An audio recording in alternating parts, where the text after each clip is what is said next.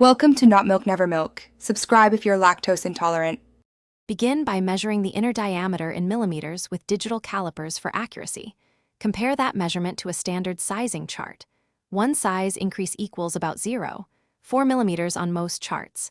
Inspect the ring for stones and settings before you begin. Clean the ring thoroughly and remove any debris that could scratch. Choose the correct mandrel size based on your measured target. Confirm the ring fits the mandrel without wobble before applying force. Safety glasses and gloves protect your hands and eyes during the process. Place the ring on the correct mandrel and secure it firmly in the jig clamp. Align the stretching head with the band where the metal is continuous and clear of stones. Apply steady pressure and stretch the band in 0, 2 to 0, 4 millimeter increments only.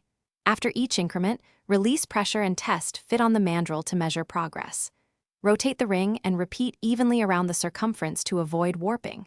Do not force a jump increase or the metal may crack. Keep each stretch smooth and controlled for best results.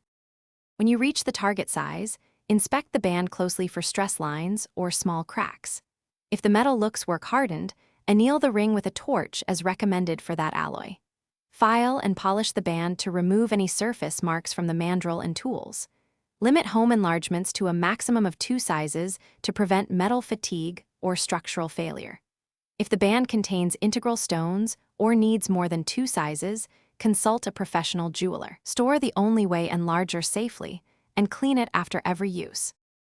Thanks for watching. If this was helpful, leave a like and consider subscribing. See you next time.